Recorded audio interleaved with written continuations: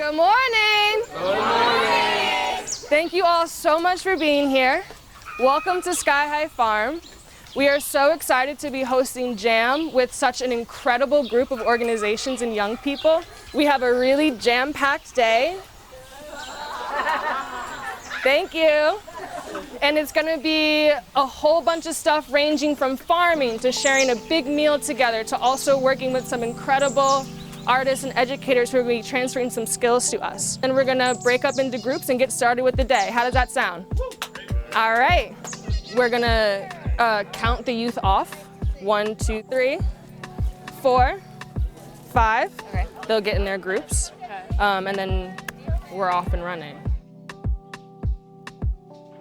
We're working with around 75 teenagers from all across the Hudson Valley. All of these groups have some relationship to food and to farming, and they have this gathering every couple of years called Jam. And we were contacted by one of the groups, YMCA Farm Project from Kingston, to be a potential host for this year's event, and it just seemed perfect for us.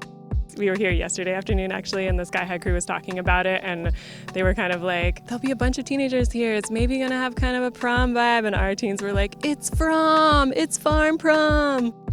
Working with these kids today, man, I'm just excited to have like the conversation and the dialogue and to be like, yeah, like let's talk about food sovereignty, about invasiveness, the fact that ecologists have all of this negative language about invasive species, but real estate agents have great language around gentrification, right? Up and coming neighborhoods, things like that.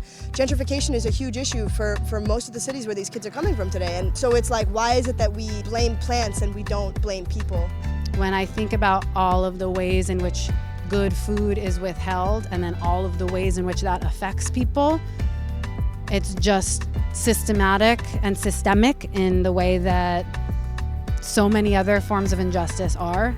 And when I talk to especially young people about food justice, I try and really tie it back to other forms of oppression that they might be more familiar with, in the way that education is withheld, in the way that housing is withheld, in the way that good job opportunities are withheld.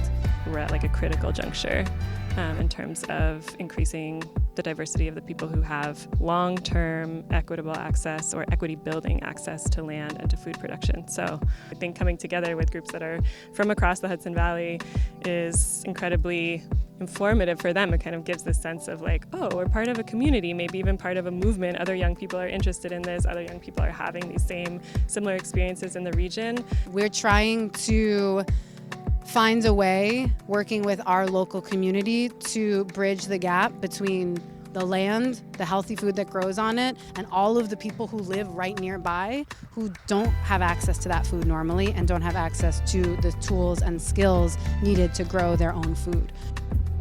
Spaces like Sky High really, for lack of a better term, set the table for beautiful, important dialogue to have place where we can also literally eat together and explore the concept of community and deconstructing the institutions that often keep these things inaccessible to the people that need them.